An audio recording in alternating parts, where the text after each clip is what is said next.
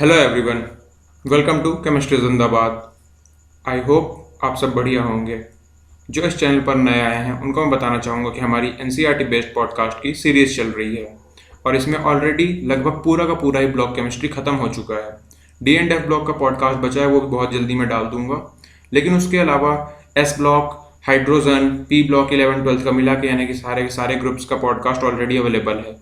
Organic chemistry की अगर बात करें तो सारी की सारी जो भी इंपॉर्टेंट नेम रिएक्शंस हैं सारी की सारी 11th की और 12th की मिला करके वो भी in a single podcast available है, वो भी with in 40 minutes. So don't forget to visit them. आज का अपना टॉपिक है केमिस्ट्री में ऑर्गेनिक केमिस्ट्री से और चैप्टर का नाम है बायोमोलिक्यूल्स। तो चलिए बिना टाइम को वेस्ट किए हुए शुरू करते हैं। जो जनरल फार्मूला होता है वो होता है CxH2O का होल वाई। ये कार्बोहाइड्रेट्स का जनरल फार्मूला होता है। ग्लूकोज जो फार्मूला है उसका होता है C6H12O6। ये तो इस जनरल फार्मूले में फिट बैठता है, लेकिन सारे के सारे कंपाउंड्स जो कि इस फार्मूले में फिट बैठे हैं वो ज़रूरी नहीं है कि कार्बोहाइड्रेट्स हों। जैसे कि एसिटिक एसिड जिसका फार्मूला होता है CH3COOH, वो भी इस फार्मूले में फिट बैठता है लेकिन वो कोई कार्बोहाइड्रेट नहीं है। सिमिलरली रेमनोज जिसका फार्मूला है C6H12O5, वो एक कार्बोहाइड्रेट तो है लेकिन वो इस डेफिनेशन में इस फार्मूले में फिट नहीं बैठता। तो जनरल फार्मूला है वो, लेकिन ज़रूरी नहीं है कि उसी फार्मूले को हर जगह अप्लाई किया जाए। केमिकली अगर बात करें तो कार्बोहाइड्रेट्स को अपन डिफाइन कर सकते हैं as optically active polyhydroxy aldehydes और कीटोन्स, या फिर कुछ ऐसे कंपाउंड्स जो कि हाइड्रोलिसिस करने में इस तरीके के यूनिट्स को प्रोड्यूस करें। मोस्ट कॉमन शुगर, सबसे कॉमन शुगर जो कि हमारे घरों में यूज़ की जाती है उसको नाम देते हैं सुक्रोज, और जो शुगर प्रेजेंट होती है मिल्क में उसको कहते हैं लैक्टोज। कार्बोहाइड्रेट्स को सैकेराइड्स भी कहा जाता है क्योंकि ग्रीक में सैकरॉन का मतलब होता है शुगर। अब कार्बोहाइड्रेट्स को क्लासिफाई कर दिया गया on the basis of their behaviour on hydrolysis. Hydrolysis करने पे कौन सा कार्बोहाइड्रेट्स कैसा बिहेवियर दिखाता है उसके बेसिस पे उसका क्लासिफिकेशन किया गया। तो उसको डिवाइड किया गया मोनोसैकेराइड्स, ओलिगोसैकेराइड्स और पॉलीसैकेराइड्स में। तो जो मोनोसैकेराइड्स होते हैं उनको आप फर्दर हाइड्रोलाइसिस नहीं कर सकते। लगभग 20 मोनोसैकेराइड्स हैं जो कि नेचर में अकर करते हैं। कुछ कॉमन एग्जांपल्स की अगर बात करें तो उसमें आता है ग्लूकोज, फ्रक्टोज और राइबोज। अगर ओलिगोसैकेराइड्स को देखें तो ये हाइड्रोलिसिस करने पर 2 से लेकर के 10 मोनोसैकेराइड यूनिट्स देते हैं हाइड्रोलिसिस पर। सबसे कॉमन जो है इनमें वो है डाइसैकेराइड। 2 मोनोसैकेराइड यूनिट्स जो कि ऑब्टेन होती हैं हाइड्रोलिसिस करने पे एक डाइसैकेराइड की अगर हाइड्रोलिसिस करते हैं तो 2 मोनोसैकेराइड यूनिट्स मिलती हैं। वो सेम भी हो सकती हैं और डिफरेंट भी हो सकती हैं। फॉर एग्जाम्पल, अगर आप सुक्रोज की हाइड्रोलिसिस करें तो वो एक मॉलिक्यूल ग्लूकोज का देगा और एक मॉलिक्यूल फ्रक्टोज का देगा। लेकिन अगर आप माल्टोज की हाइड्रोलिसिस करेंगे तो वो 2 मॉलिक्यूल सिर्फ ग्लूकोज के ही देगा। बात करें अगर पॉलीसैकेराइड्स की तो पॉलीसैकेराइड्स बहुत लार्ज नंबर में मोनोसैकेराइड्स देते हैं जब उनकी हाइड्रोलिसिस की जाती है। सबसे कॉमन एग्जांपल्स जो हैं वो हैं starch, cellulose, glycogen, gums etcetera. ये जो है ये टेस्ट में स्वीट नहीं होते हैं। Polysaccharides are not sweet in taste, इसलिए इनको नॉन शुगर्स भी कहा जाता है।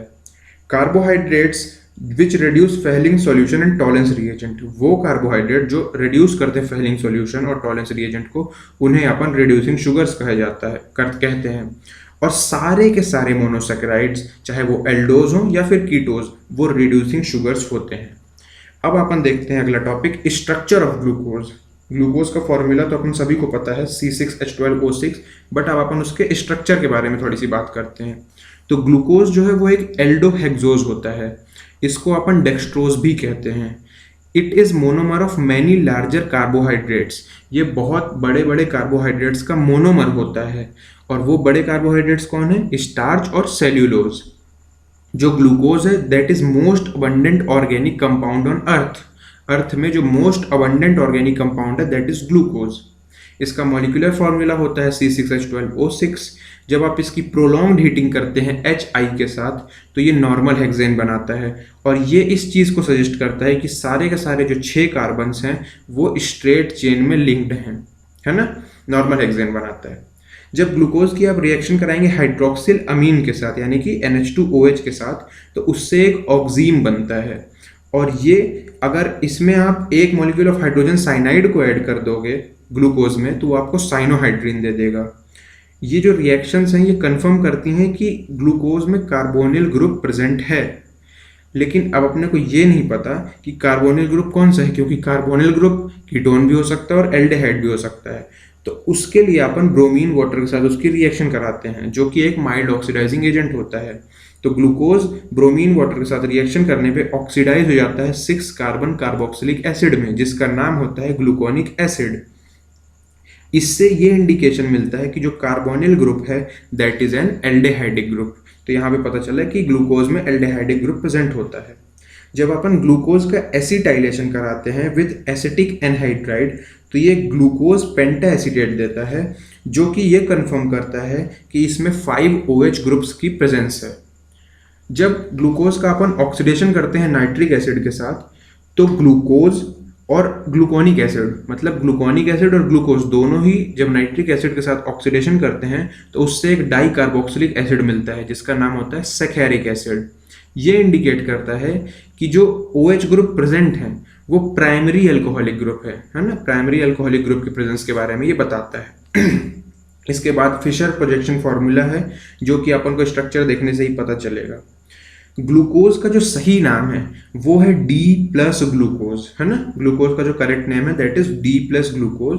यहाँ पर जो कैपिटल D है, यहाँ पे जो कैपिटल D है वो रिप्रेजेंट करता है कन्फिगुरेशन को, और जो प्लस है वो रिप्रेजेंट करता है dextro rotatory nature of the molecule. Molecule का डेक्स्ट्रो रोटेटरी नेचर को बताता है पॉजिटिव साइन, और जो D है वो कन्फिगुरेशन को रिप्रेजेंट करता है। जो कैपिटल D और कैपिटल L हैं उनका ऑप्टिकल एक्टिविटी से कोई भी लेना देना नहीं होता है। जो पॉजिटिव आइसोमर होते हैं डी ग्लिसरल्डिहाइड के, जो भी पॉजिटिव मतलब प्लस आइसोमर होते हैं ग्लिसरल्डिहाइड के, उनका डी कन्फिगुरेशन होता है। इसका मतलब क्या है? इसका मतलब ये है कि जो OH ग्रुप है that lies on right hand side in the structure. अगर आप स्ट्रक्चर देखोगे तो उसमें जो OH ग्रुप है वो राइट हैंड साइड में होगा, तो उसको डी कन्फिगुरेशन दिया जाएगा। वहीं पे L आइसोमर में जो OH ग्रुप होगा वो लेफ्ट हैंड साइड में होगा। और ये अपन कंपेयर कहाँ पे करेंगे? लोवेस्ट एसिमेट्रिक कार्बन पे कंपेयर करेंगे। जो स्ट्रक्चर है ग्लूकोज का और ग्लिसरल्डिहाइड का वो कुछ इस तरीके से लिखा जाता है कि जो सबसे ज़्यादा ऑक्सीडाइज्ड कार्बन होता है, यानी कि most oxidised carbon is at the top. जो सबसे ज़्यादा ऑक्सीडाइज्ड कार्बन हो वो टॉप में होना चाहिए, और ग्लूकोज और ग्लिसरल्डिहाइड के केस में वो होता है CHO ग्रुप, है ना, एल्डिहाइडिक ग्रुप, तो वो टॉप में लिखा जाता है। अब चर्चा करते हैं साइक्लिक स्ट्रक्चर ऑफ ग्लूकोज की। तो डिस्पाइट हैविंग एल्डिहाइड ग्रुप होने के बावजूद ग्लूकोज जो है वो ना ही शिफ्ट टेस्ट देता है और ना ही ये हाइड्रोजन सल्फाइड एडिशन प्रोडक्ट बनाता है NaHSO3 के साथ रिएक्शन करने पे। अपन को पता है कि कोई भी अगर एल्डिहाइड है तो वो शिफ्ट टेस्ट देता ही देता है और हाइड्रोजन सल्फाइड एडिशन प्रोडक्ट बनाता है जब उसकी NaHSO3 के साथ रिएक्शन कराई जाती है तब। लेकिन ग्लूकोज ये काम नहीं करता है। जो अपन ने पेंटा एसीटेट बनाया था ग्लूकोज का, वो हाइड्रोक्सिल अमीन के साथ रिएक्शन नहीं करता है, indicating the absence of free CHO group. क्यों? क्योंकि उसमें जो एल्डिहाइडिक ग्रुप होता है वो फ्री नहीं होता है। ग्लूकोज जो है वो डिफरेंट क्रिस्टलाइन फॉर्म्स में एग्जिस्ट करता है। पहला है अल्फा, दूसरा है बीटा। जो अल्फा फॉर्म है उसका मेल्टिंग पॉइंट 419 केल्विन होता है और ये ऑब्टेन होता है by crystallisation from concentrated solution of glucose. Glucose की कंसंट्रेटेड सॉल्यूशन का जब अपन क्रिस्टलाइजेशन करेंगे तो अपने को अल्फा फॉर्म मिलेगा। वहीं पर बीटा फॉर्म जिसका मेल्टिंग पॉइंट 423 केल्विन होता है वो hot and saturated aqueous solution के क्रिस्टलाइजेशन करने पे मिलता है। ये जो बिहेवियर है ये अपन ओपन चेन स्ट्रक्चर से नहीं बता सकते, इसीलिए इसके लिए ये प्रपोज किया गया कि एक जो OH ग्रुप होगा वो एल्डिहाइडिक ग्रुप से जुड़ा हुआ होगा और एक साइक्लिक हेमी एसिटल स्ट्रक्चर बनाता होगा। ग्लूकोज जो है वो 6 मेंबर्ड रिंग बनाता है जिसमें C5 का जो OH होता है वो रिंग फॉर्मेशन में इन्वॉल्व होता है ना, यानी कि OH at C5 is involve in ring formation. This explains, ये एक्सप्लेन करता है कि CHO ग्रुप जो है वो अब्सेंस है, उसकी अब्सेंस है, और absence of CHO group and also existence of glucose in two forms. These two cyclic form exist in equilibrium. ये जो cyclic forms हैं दो, ये equilibrium में होते हैं open chain structure के साथ। Two cyclic hemiacetal forms of glucose differ only in the configuration of the hydroxyl group at C1. ये जो दो साइक्लिक हेमी एसिटल फॉर्म्स होते हैं ग्लूकोज के, ये सिर्फ हाइड्रोक्सिल ग्रुप के कन्फिग्रेशन में डिफर करते हैं, वो भी नंबर 1 कार्बन पे, और उस कार्बन को कहते हैं अपन एनोमेरिक कार्बन। ये जो आइसोमर्स होते हैं यानी कि जो अल्फा फॉर्म और बीटा फॉर्म है, इन्हें अपन एनोमर्स कहते हैं, राइट, इन्हें अपन एनोमर्स कहते हैं। 6 मेंबर्ड साइक्लिक स्ट्रक्चर जो है ग्लूकोज का, उसको पायरानोज स्ट्रक्चर कहते हैं। 6 membered cyclic structure of glucose is called pyranose structure, क्योंकि ये कुछ पायरान की तरह दिखता है। इसके हावर्थ स्ट्रक्चर हैं जो कि आपको स्ट्रक्चर बुक में ही देखने को मिलेंगे। अब आती है चर्चा फ्रुक्टोज की। तो फ्रुक्टोज जो है वो एक बहुत ही इंपॉर्टेंट कीटोहेक्सोज है। इसका फॉर्मूला भी जो है वो है C6H12O6, और इसमें कीटोनिक फंक्शनल ग्रुप होता है, कार्बन नंबर 2 पर ही होता है, और जो 6 कार्बन स्टेट चेन में होता है वो इसमें भी होते हैं। ये डी सीरीज को बिलोंग करता है, but this is laevo rotatory. याद रखिएगा, ग्लूकोज जो है वो डेक्स्ट्रो रोटेटरी है और फ्रक्टोज लीवो रोटेटरी है, और इसी वजह से इसको डी माइनस फ्रुक्टोज लिखते हैं, जबकि ग्लूकोज में डी प्लस ग्लूकोज लिखा जाता था। फ्रक्टोज जो है वो भी 2 साइक्लिक फॉर्म्स में एग्जिस्ट करता है, और इसमें भी जो नंबर 5 कार्बन नंबर 5 का जो OH है वो कीटोनिक ग्रुप के साथ जुड़ा हुआ होता है, इसीलिए ये साइक्लिक फॉर्म में एग्जिस्ट करता है, और इसको फ्यूरानोज नाम दिया जाता है क्योंकि ये फ्यूरान की तरह ही दिखता है। डाइसेकेराइड्स की अब थोड़ी सी बातें कर लेते हैं। डाइसेकेराइड जो है वो हाइड्रोलिसिस करने में, जब भी अपन उनकी डाइल्यूट एसिड्स के साथ या फिर एंजाइम्स के साथ हाइड्रोलिसिस करते हैं तो वो 2 मॉलिक्यूल्स देते हैं, और वो 2 मॉलिक्यूल्स सेम भी हो सकते हैं और डिफरेंट मोनोसेकेराइड्स के भी हो सकते हैं। 2 मोनोसेकेराइड जो हैं वो एक दूसरे से जुड़े हुए होते हैं। 2 मोनोसेकेराइड्स एक दूसरे से जुड़े हुए होते हैं एक ऑक्साइड लिंकेज से, और वो ऑक्साइड लिंकेज जो है वो लॉस ऑफ वाटर मॉलिक्यूल पर बनता है, यानी कि डिहाइड्रेशन की प्रोसेस होती है और वहाँ पर ऑक्साइड लिंकेज बन जाता है। इस तरीके के जो ऑक्साइड लिंकेज होता है थ्रू ऑक्सीजन एटम, है ना, इस तरीके का जो लिंकेज होता है थ्रू ऑक्सीजन एटम, इसको अपन कहते हैं ग्लाइकोसाइडिक लिंकेज। डाइसेकेराइड्स में अगर रिड्यूसिंग ग्रुप्स मोनोसेकेराइड्स के, यानी कि 2 जो मोनोसेकेराइड्स रहते हैं उनके रिड्यूसिंग ग्रुप्स जो हैं वो बॉन्डेड अगर होंगे तो उन्हें कहेंगे नॉन रिड्यूसिंग शुगर्स, जैसे कि sucrose. This is very important, ये क्वेश्चन बार बार पूछा जाता है कि which of the following is non reducing sugars, तो उसका आंसर होता है sucrose. Sugars in which these functional groups are free, वो शुगर्स जिनमें ये फंक्शनल ग्रुप्स फ्री होंगे उन्हें अपन कहेंगे रिड्यूसिंग शुगर, और इसके एग्जाम्पल है माल्टोज एंड लैक्टोज। सबसे पहले बात करते हैं सुक्रोज की।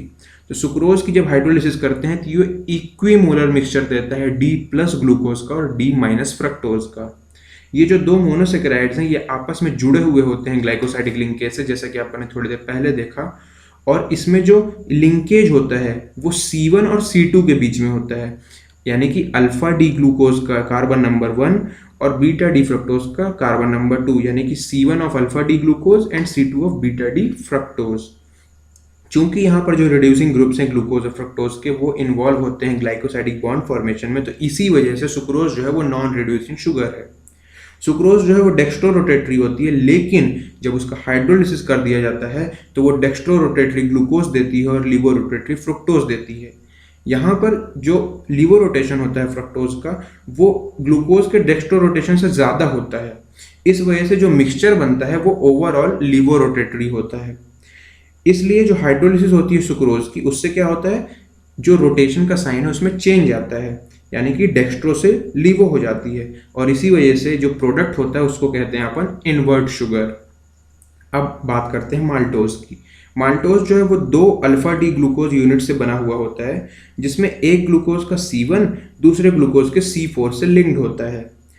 अब यहाँ पर फ्री एल्डिहाइड ग्रुप जो है वो अपन प्रोड्यूस कर सकते हैं दूसरे ग्लूकोज के कार्बन नंबर 1 पे, है ना, तो ये दिखाता है कि रिड्यूसिंग प्रॉपर्टी है इसमें, और इसको अपन रिड्यूसिंग शुगर कहते हैं। अगर लैक्टोज की बात करें तो इसको अपन कॉमनली मिल्क शुगर के नाम से जानते हैं। इसमें बीटा डी गैलेक्टोज होता है और बीटा डी ग्लूकोज होता है। यहाँ पर भी जो लिंकेज होता है वो C1 और C4 के बीच में ही होता है, यानी कि गैलेक्टोज का C1 और ग्लूकोज का C4। यहाँ पर फिर से जो ग्लूकोज है उसके कार्बन नंबर 1 पे फ्री एल्डिहाइड ग्रुप जो है वो प्रोड्यूस हो सकता है, और इसी कारण से ये भी रिड्यूसिंग शुगर होता है। अब अपन पॉलीसेकेराइड्स के बारे में थोड़ा सा देखेंगे। ये जो है तो सबसे कॉमनली एनकाउंटर्ड कार्बोहाइड्रेट्स हैं इन नेचर में सबसे कॉमनली जो अपने को कार्बोहाइड्रेट देखने को मिलते हैं वो होते हैं पॉलीसेकेराइड्स। इसमें सबसे पहले देखेंगे अपन स्टार्च को। तो जो स्टार्च होता है वो मेन स्टोरेज पॉलीसेकेराइड होता है प्लांट्स का। ये अल्फा ग्लूकोज का पॉलीमर होता है और इसमें दो कंपोनेंट्स होते हैं, अमाइलोज एंड अमाइलोपेक्टिन। अमाइलोज जो है वो वाटर सॉल्युबल होता है और वो स्टार्च का 15 से 20% बनाता है। केमिकली अगर बात करें तो ये लॉन्ग अनब्रांच्ड चेन होती है जिसमें 200 से 1000 alpha D plus glucose units एक दूसरे से जुड़े हुए होते हैं C1C4 ग्लाइकोसाइडिक लिंकेज के थ्रू। अगर अमाइलोपेक्टिन की बात करें तो ये वाटर में इनसॉल्युबल होता है और ये 80 से 85% स्टार्च का बनाता है। ये ब्रांच्ड चेन पॉलीमर होता है अल्फा डी ग्लूकोज का, जिसमें जो स्ट्रेट चेन होती है वो C1C4 ग्लाइकोसाइडिक लिंकेज से ही बनती है, लेकिन जो ब्रांचिंग होती है वो C1C6 ग्लाइकोसाइडिक लिंकेज से होती है। Cellulose is our next polysaccharide. Cellulose जो है वो मोस्ट अबंडेंट ऑर्गेनिक सब्सटेंस है प्लांट किंगडम में। याद रखिएगा, ग्लूकोज जो है वो most abundant organic compound in nature है और सेल्यूलोज जो है वो most abundant organic substance in plant kingdom है। Predominant constituent of cell wall of plant cells. Cellulose जो है वो प्रीडोमिनेंट कंस्टिट्यूएंट है सेल वॉल का इन प्लांट सेल्स। ये स्ट्रेट चेन पॉलीसेकेराइड होता है और इसमें सिर्फ और सिर्फ बीटा डी ग्लूकोज यूनिट्स ही होती हैं जो कि आपस में जुड़ी हुई होती हैं ग्लाइकोसाइडिक लिंकेज से, और ये ग्लाइकोसाइडिक लिंकेज C1 और C4 के बीच में होता है। Glycogen is our last polysaccharides here. तो जो ग्लाइकोजन होता है वो कार्बोहाइड्रेट्स ही होते हैं जो कि एनिमल बॉडी में ग्लाइकोजन के फॉर्म में स्टोर रहते हैं, है ना। Carbohydrates are stored in animal body as glycogen. इसको अपन एनिमल स्टार्च भी कहते हैं क्योंकि इसका जो स्ट्रक्चर है वो बहुत ही सिमिलर है अमाइलोपेक्टिन के साथ और ये थोड़ा सा ज़्यादा ब्रांच्ड होता है। अमाइलोपेक्टिन अपन ने देखा था कि ब्रांच्ड होता है, लेकिन ग्लाइकोजन उससे भी ज़्यादा ब्रांच्ड होता है। अब अगर बात करें इंपॉर्टेंस ऑफ कार्बोहाइड्रेट्स में तो काफ़ी सारे इंपॉर्टेंस है। पहले वैद्य लोग इसका मेडिसिन में इस्तेमाल करते थे और भी काफ़ी सारे हैं, लेकिन जो मेन चीज़ है वो ये है कि 2 एल्डोपेंटोजेस, 2 एल्डोपेंटोजेस यानी कि डी राइबोज और 2 डीऑक्सी डी राइबोज, ये हमारे न्यूक्लिक एसिड्स में प्रेजेंट रहते हैं। अपना अगला पड़ाव आ चुका है और ये है प्रोटीन्स का। तो जो प्रोटीन्स होते हैं वो मोस्ट अबंडेंट बायोमोलिक्यूल होते हैं लिविंग सिस्टम में, यानी कि proteins are most abundant biomolecules of living system. जो वर्ड प्रोटीन है ये डेराइव हुआ है ग्रीक वर्ड से। ग्रीक में एक वर्ड था प्रोटियोज जिसका मतलब होता था प्राइमरी और ऑफ प्राइम इंपॉर्टेंस। सारे के सारे जो प्रोटीन्स होते हैं that are polymers of alpha amino acids. All proteins are polymers of alpha amino acids. अब देखते हैं अमाइनो एसिड्स क्या हैं। तो डिपेंड करता है कि पोजीशन क्या है अमाइनो ग्रुप की with respect to carboxyl group. Amino acids को अपन alpha, beta, gamma, delta and so on काफ़ी सारे नाम दे सकते हैं। केवल अल्फा अमाइनो एसिड्स ही प्रोटीन्स की हाइड्रोलिसिस करने पर मिलते हैं। Only alpha amino acids are obtained on hydrolysis of proteins. All alpha amino acids have trivial names. सारे के सारे अल्फा अमाइनो एसिड्स के ट्रिवियल नेम्स हैं जो कि ये रिफ्लेक्ट करते हैं कि उनकी प्रॉपर्टी क्या है, उस कंपाउंड की प्रॉपर्टी क्या है या फिर उसका सोर्स के बारे में बताते हैं। ग्लाइसिन का स्वीट टेस्ट होता है, इसी वजह से उसका नाम ग्लाइसिन रखा गया क्योंकि ग्रीक में ग्लाइकोज का मतलब स्वीट होता है। टायरोसिन सबसे पहले चीज़ से मिला था इसलिए उसका नाम टायरोसिन रख दिया क्योंकि ग्रीक में टायरोज का मतलब चीज़ होता है। Amino acids are generally represented by 3 letter symbol. Amino acids जो हैं वो जनरली 3 लेटर सिंबल से रिप्रेजेंट किए जाते हैं और कभी कभी 1 लेटर सिंबल से भी किए जाते हैं। इसमें अगर आप एसेंशियल अमाइनो एसिड्स की बात करें तो एसेंशियल होते हैं histidine, tryptophan, valine, leucine, isoleucine, arginine, lysine, methionine, phenylalanine. अब अगर क्लासिफिकेशन की बात करें अमाइनो एसिड्स की तो amino acids are acidic, basic और न्यूट्रल। अमाइनो एसिड जो है वो एसिडिक, बेसिक और न्यूट्रल तीनों ही हो सकते हैं। डिपेंड करता है कि रिलेटिव नंबर क्या है अमाइनो ग्रुप का और कार्बोक्सिल ग्रुप का। अमाइनो एसिड जो है वो यूजुअली कलरलेस होते हैं और वो क्रिस्टलाइन सॉलिड्स होते हैं। ये वाटर सोल्यूबल होते हैं, हाई मेल्टिंग सॉलिड्स होते हैं और ये सॉल्ट्स की तरह बिहेव करते हैं, ना कि अमीन्स की तरह सिंपल या फिर कार्बोक्सिलिक एसिड्स की तरह। They behave like salts. Aqueous solution में जो कार्बोक्सिल ग्रुप है वो अपना एक प्रोटॉन को लूज कर देता है एक्वा सॉल्यूशन में कार्बोक्सिल ग्रुप अपना एक प्रोटॉन लूज कर देता है और वही अमाइनो ग्रुप उसी प्रोटॉन को एक्सेप्ट कर लेता है, उससे एक डाईपोलर आयन बन जाता है जिसको अपन कहते हैं zwitter ion. This is neutral, ये न्यूट्रल होता है लेकिन इसमें पॉजिटिव और नेगेटिव चार्जेस दोनों होते हैं। ज्विटर आयनिक फॉर्म में अमाइनो एसिड्स जो हैं वो एम्फोटेरिक बिहेवियर दिखाते हैं क्योंकि वो एसिड्स और बेसिस दोनों के साथ ही रिएक्ट कर सकते हैं। एक्सेप्ट ग्लाइसिन, ग्लाइसिन के अलावा सारे के सारे naturally occurring alpha amino acids जो हैं वो ऑप्टिकली एक्टिव होते हैं। ग्लाइसिन को छोड़ करके सारे के सारे naturally occurring alpha amino acids are optically active. Except glycine all other naturally occurring alpha amino acids are optically active. These exist both in D and L forms, ये दोनों ही फॉर्म्स में एग्जिस्ट होते हैं, कुछ डी में होते हैं कुछ एल में होते हैं। Most naturally occurring amino acids have L configuration, ज़्यादातर जो नेचुरली अकरिंग अमाइनो एसिड्स हैं उनका कन्फिगरेशन एल होता है। L amino acids are represented by writing the NH2 group on left hand side. तो कैसे होता है एल अमाइनो एसिड्स, उसमें NH2 ग्रुप जो है वो लेफ्ट हैंड साइड में लगा हुआ होता है। अब देखते हैं स्ट्रक्चर ऑफ प्रोटीन्स को। तो प्रोटीन्स जो हैं वो अल्फा अमाइनो एसिड्स के पॉलीमर्स होते हैं जो कि एक दूसरे से पेप्टाइड बॉन्ड के थ्रू या फिर पेप्टाइड लिंकेज के थ्रू जुड़े हुए होते हैं। पेप्टाइड लिंकेज जो है वो एक अमाइड होता है जो कि COOH ग्रुप और NH2 ग्रुप से बनता है। कॉम्बिनेशन जो होता है ये अमाइनो ग्रुप और कार्बोक्सिल ग्रुप का, इससे वो एक वाटर मॉलिक्यूल का जो इजेक्शन है वो हो जाता है ना, elimination of A water molecule हो जाता है और इससे एक पेप्टाइड बॉन्ड बनता है जो कि होता है CONH। प्रोडक्ट जो बनता है उसको कहते हैं डाईपेप्टाइड क्योंकि ये दो अमाइनो एसिड से बना हुआ होता है। For example when carboxyl group of glycine combines with amino group of alanine, मान लीजिए एक कार्बोक्सिल ग्रुप है ग्लाइसिन का, वहीं पे अमाइनो ग्रुप है एलानिन का, और उसको जब अपन जोड़ते हैं तो उससे वाटर मॉलिक्यूल का एलिमिनेशन होता है और एक डाईपेप्टाइड बनेगा जिसका अपन नाम रखेंगे ग्लाइसिल alanine. When number of such amino acids is more than 10, जब इस तरीके के अमाइनो एसिड 10 से ऊपर हो जाएं तो फिर उसे अपन पॉलीपेप्टाइड्स कहने लगते हैं। A polypeptide with more than 100 amino acid residues, molecular mass higher than 10,000 U is called protein। ये इंपॉर्टेंट स्टेटमेंट है। एक पॉलीपेप्टाइड जिसमें 100 से ज़्यादा अमाइनो एसिड्स हों या फिर उसका मॉलिक्यूलर मास 10,000 U से ज़्यादा हो तो उसे अपन प्रोटीन कहेंगे। पॉलीपेप्टाइड्स जो हैं, कुछ ऐसे पॉलीपेप्टाइड जिसमें अमाइनो एसिड बहुत कम है ना, तो उनको भी अपन प्रोटीन्स कह सकते हैं। ऐसा नहीं है कि 100 से ज़्यादा ही अमाइनो एसिड हो, उनसे कम में भी अपन बोल सकते हैं प्रोटीन। जैसे कि इंसुलिन हो गया, इंसुलिन में सिर्फ 51 अमाइनो एसिड होते हैं फिर भी वो प्रोटीन है।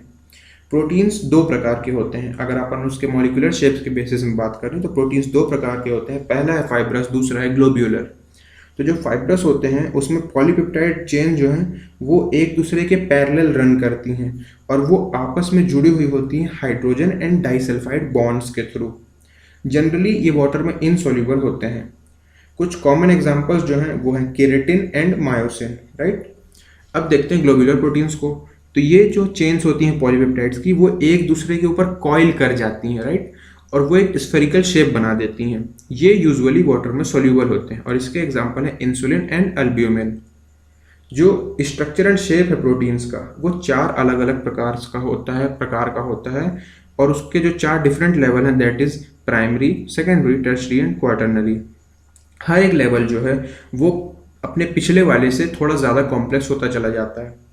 प्राइमरी स्ट्रक्चर जो है उसमें एक या उससे थोड़ा ज़्यादा पॉलीपेप्टाइड चेन्स हो सकती हैं। सेकेंडरी स्ट्रक्चर में लॉन्ग पॉलीपेप्टाइड चेन जो है वो एग्जिस्ट कर सकती है। ये पाया गया है कि ये 2 डिफरेंट फॉर्म्स में पाया जाता है सेकेंडरी स्ट्रक्चर। पहला है अल्फा हेलिक्स और दूसरा है बीटा प्लीटेड शीट स्ट्रक्चर्स। ये स्ट्रक्चर इसलिए बनते हैं क्योंकि इसमें रेगुलर फोल्डिंग होती है बैकबोन ऑफ पॉलीपेप्टाइड चेन की। जो बैकबोन होती है पॉलीपेप्टाइड चेन की उसमें रेगुलर फोल्डिंग होती है क्योंकि उसमें हाइड्रोजन बॉन्डिंग देखने को मिलती है CO और NH ग्रुप्स के बीच में पेप्टाइड बॉन्ड के।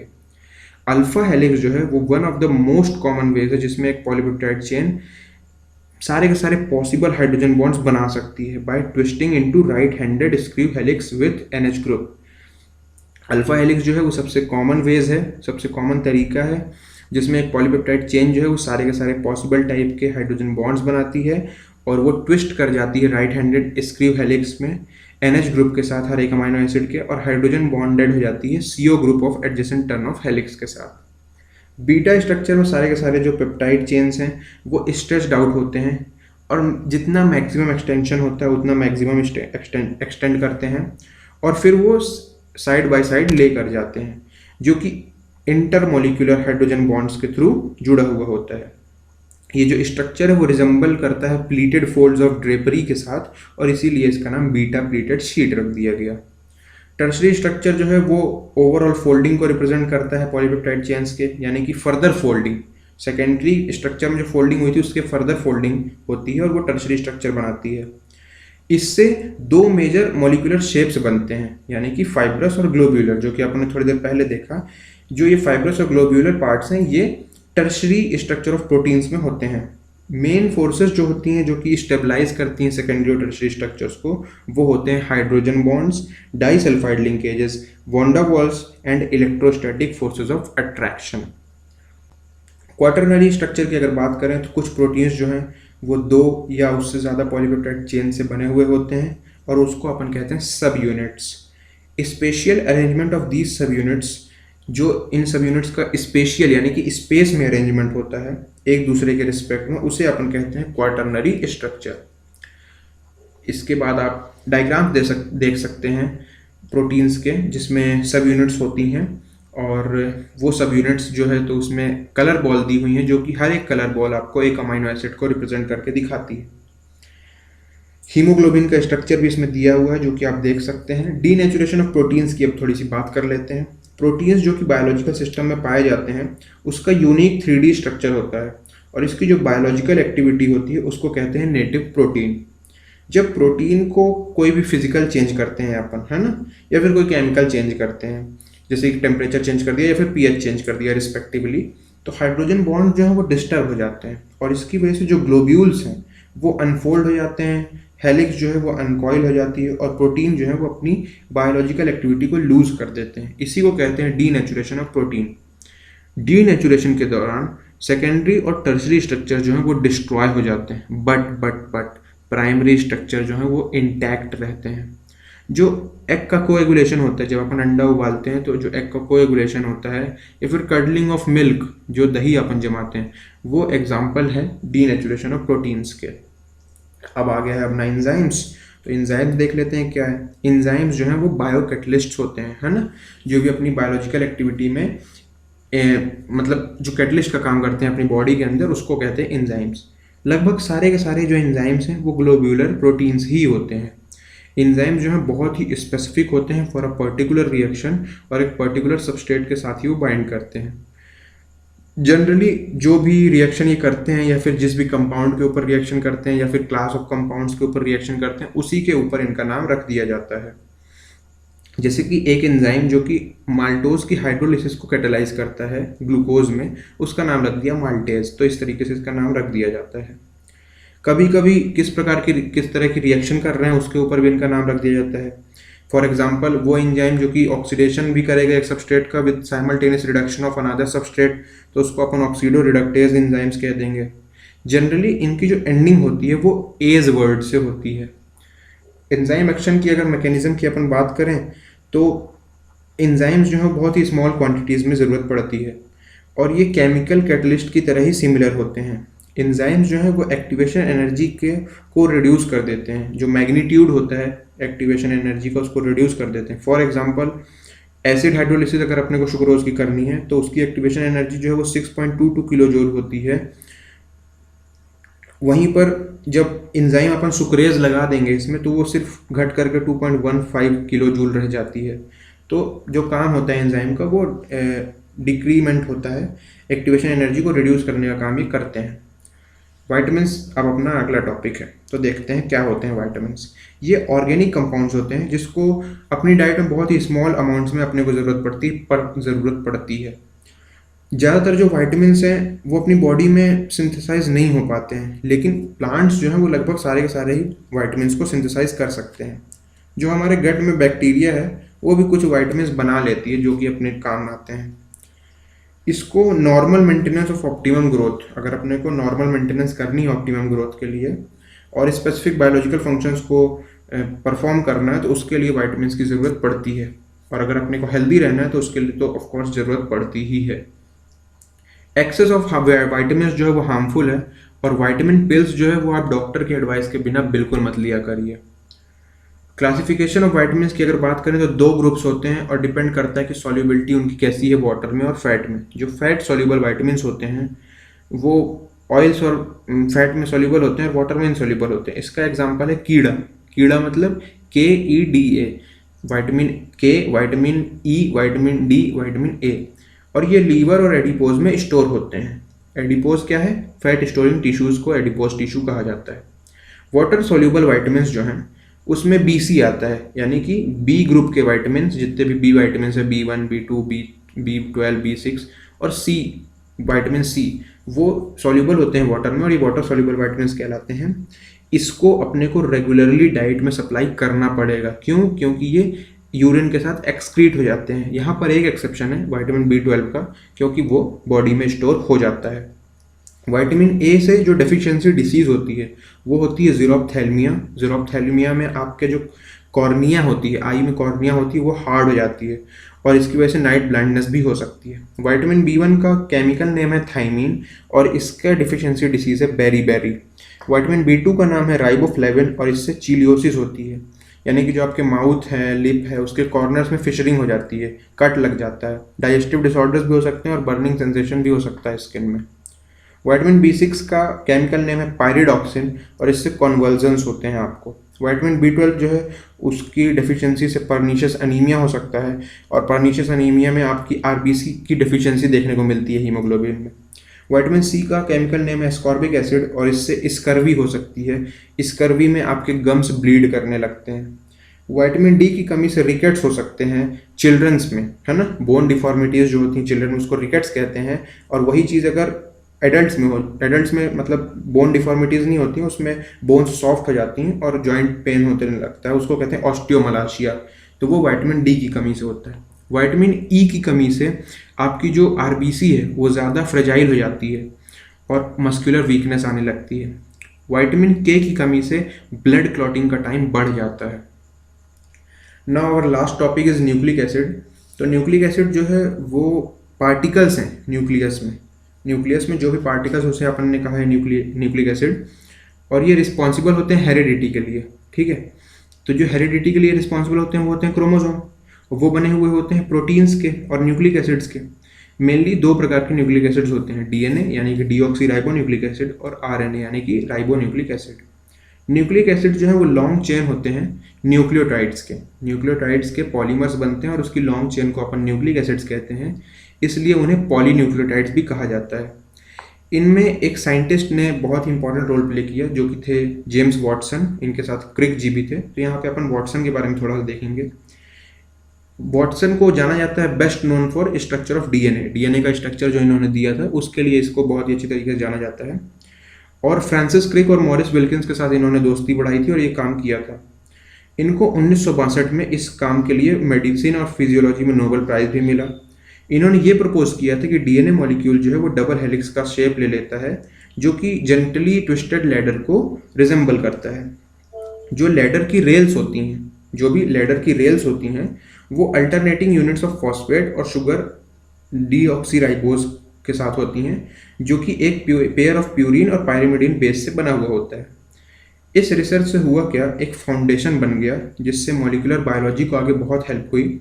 और कॉम्प्लीमेंट्री पेयरिंग जो थी न्यूक्लियोटाइड बेसिस की, उसने एक्सप्लेन किया कि कैसे आइडेंटिकल कॉपीज बनती हैं पेरेंटल DNA की और वो डॉटर सेल्स में पास कर जाती हैं। इनका जो रिसर्च था उसने एक रिवॉल्यूशन लॉन्च कर दिया बायोलॉजी में, जिससे मॉडर्न रिकॉम्बिनेंट DNA टेक्निक्स का जन्म हुआ। अगर chemical composition of nucleic acids की बात करें तो आप जब भी DNA और RNA का हाइड्रोलिसिस करोगे तो उससे आपको एक पेंटोस शुगर, फॉस्फोरिक एसिड और नाइट्रोजन मिलेगा, यानी कि नाइट्रोजन कंटेनिंग हेटेरोसाइक्लिक कंपाउंड मिलेगा जिसे अपन कहते हैं नाइट्रोजिनस बेसिस। DNA में शुगर मॉइटी जो है वो होती है βD2 डीऑक्सीराइबोज और RNA में ये होती है βD राइबोज। DNA में 4 बेसेस होते हैं, एडेनिन, ग्वानिन, साइटोसिन और थाइमिन। RNA में भी 4 बेसेस होते हैं लेकिन पहले 3 बेसेस सेम है यहाँ पे, और 4th वन जो है वो यूरेसिल यानी कि थाइमिन की जगह यूरेसिल आ जाता है। न्यूक्लिक एसिड के स्ट्रक्चर्स की अगर बात करें तो अटैचमेंट होता है बेस का। जो शुगर होती है उसकी फर्स्ट कार्बन की पोजीशन में अटैचमेंट होता है बेस का और उसको कहते हैं न्यूक्लियोसाइड। जब न्यूक्लियोसाइड को अपन फॉस्फोरिक एसिड के साथ लिंक करते हैं, शुगर के 5' पोजीशन में जब फॉस्फोरिक एसिड के साथ इसको जोड़ देते हैं न्यूक्लियोसाइड को, तो बन जाता है न्यूक्लियोटाइड। न्यूक्लियोटाइड जो है वो आपस में भी जुड़े हुए होते हैं, और जो जिससे जुड़ते हैं उसको कहते हैं फॉस्फोडाइएस्टर लिंकेज। ये 5' और 3' कार्बन के बीच में बनता है पेंटोज शुगर के। जो इन्फॉर्मेशन होती है regarding the sequence of nucleotides in the chain of nucleic acid is called primary structure. यानी कि जो इन्फॉर्मेशन अपन को मिलती है न्यूक्लियोटाइड्स के सीक्वेंस के बारे में एक चेन में न्यूक्लिक एसिड को, उसको कहते हैं अपन प्राइमरी स्ट्रक्चर। न्यूक्लिक एसिड्स का सेकेंडरी स्ट्रक्चर भी होता है। आरएनए के सेकेंडरी स्ट्रक्चर में जो हेलाइसेस होती हैं वो प्रेजेंट होती हैं, और वो सिर्फ सिंगल स्ट्रैंडेड ही होती हैं। कभी कभी वो अपने ऊपर ही बैक फोल्ड कर लेती हैं, और उससे एक डबल हेलिक्स स्ट्रक्चर बन जाता है। आरएनए मॉलिक्यूल्स जो हैं 3 प्रकार के होते हैं, और वो अलग अलग फंक्शंस को परफॉर्म करते हैं। उनका एक का नाम है mRNA मैसेंजर आरएनए, rRNA यानी कि राइबोसोमल आरएनए, और tRNA यानी कि ट्रांसफर आरएनए। एक और साइंटिस्ट हरगोबिंद खुराना के बारे में थोड़ा सा पढ़ लेते हैं। इन्होंने नोबेल प्राइज को शेयर किया था मेडिसिन और फिजियोलॉजी में 1968 में मार्शल नायरनबर्ग के साथ और रॉबर्ट हॉली के साथ, क्योंकि इन्होंने जेनेटिक कोड को क्रैक किया था। डीएनए फिंगरप्रिंटिंग भी एक इंपॉर्टेंट एस्पेक्ट है। हर एक इंडिविजुअल का यूनिक फिंगरप्रिंट होता है, और ये सर्जरी से ही अल्टर किया जा सकता है। यानी कि अगर आपको चेंज करना है तो उसके लिए आपको सर्जरी करनी होगी। Sequence of bases on DNA is also unique. जो डीएनए के सीक्वेंस होते हैं, बेसेस के जो सीक्वेंस होते हैं डीएनए में, वो भी यूनिक होते हैं।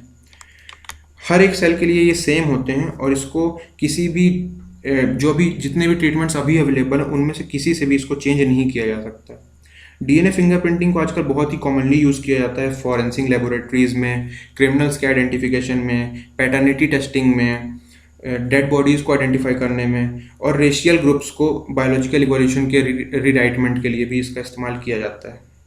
न्यूक्लिक एसिड का जो बायोलॉजिकल फंक्शन है वो एक प्रोटीन सिंथेसिस के रूप में होता है। प्रोटीन सिंथेसिस जो है वो is another important function of nucleic acids. Actually जो प्रोटीन्स होते हैं वो अलग अलग आरएनए मॉलिक्यूल से ही बनते हैं सेल में, लेकिन जो मैसेज होता है for the synthesis of particular protein वो डीएनए में प्रेजेंट होता है। अपना लास्ट टॉपिक है हार्मोन्स, तो थोड़ा सा देख लेते हैं हार्मोन्स क्या है। हार्मोन्स जो हैं वो इंटरसेल्यूलर मैसेंजर्स की तरह काम करते हैं, है ना। हार्मोन्स जो है वो इंटरसेल्युलर मैसेंजर्स की तरह काम करते हैं, और ये जो है तो एंडोक्राइन ग्लैंड्स के द्वारा प्रोड्यूस होते हैं। ये डायरेक्टली ब्लड स्ट्रीम में जाते हैं। कुछ जो है स्टेरॉइड्स होते हैं, कुछ जैसे कि एस्ट्रोजन्स हो गए, एंड्रोजन्स हो गए। कुछ जो है वो पॉलीपेप्टाइड्स होते हैं, जैसे कि इंसुलिन हो गया, एंडोर्फिन्स हो गया। और कुछ अमाइनो एसिड डेरिवेटिव्स भी होते हैं, जैसे कि epinephrine and nor epinephrine. Thyroxine जो है वो एक आयोडीनेटेड डेरिवेटिव होता है अमाइनो एसिड टायरोसिन का। स्टेरॉइड हार्मोन्स जो हैं वो एड्रीनल कॉर्टेक्स से प्रोड्यूस होते हैं और गोनेड से, जैसे कि टेस्टिस मेल्स में हो गई और ओवरीज फीमेल्स में हो गई। ग्लूकोकॉर्टिकॉइड जो है वो कंट्रोल करते हैं कार्बोहाइड्रेट मेटाबॉलिज्म को, इन्फ्लामेटरी रिएक्शंस को भी मॉड्यूलेट करते हैं, और ये स्ट्रेस से रिलेटेड रिएक्शंस में भी इन्वॉल्व होते हैं। मिनरलोकॉर्टिकॉइड जो है वो level of excretion of water और सॉल्ट को देखते हैं किडनी से। अगर एड्रीनल कॉर्टेक्स प्रॉपरली फंक्शन नहीं कर रहा है तो उससे एक डिसीज़ हो सकती है जिसको कहते हैं अपन एडिसन्स डिसीज़। और इसके जो कैरेक्टरिस्टिक फीचर्स होते हैं वो होते हैं hypoglycaemia, weakness, increased susceptibility to stress. Disease जो है वो फेटल भी हो सकती है अगर इसको ग्लूकोकॉर्टिकॉइड्स और मिनरलोकॉर्टिकॉइड से ट्रीट नहीं किया गया तो। हार्मोन्स जो कि गोनेड से रिलीज होते हैं वो सेकेंडरी सेक्सुअल कैरेक्टर्स के डेवलपमेंट के लिए रिस्पॉन्सिबल होते हैं। एस्ट्राडायोल जो है वो मेन फीमेल सेक्स हार्मोन होता है, और जो प्रोजेस्टेरॉन होता है वो यूट्रस को प्रिपेयर करता है for implantation of fertilised egg. तो चलिए यहाँ पर अपना पॉडकास्ट ख़त्म होता है। इसको शेयर तो कर ही देना, शेयर करना तो बनता है यार, शेयरिंग इज़ केयरिंग मैं हमेशा बोलता हूँ। हालांकि सब्सक्राइब करना और लाइक करना आपकी चॉइस है, तो इसे मैं आपके ऊपर छोड़ता हूँ। चलिए, थैंक यू, आपने पॉडकास्ट सुना तो thank you for listening the podcast. Tata, bye bye, take care, और हाँ, कोरोना से बच के रहना।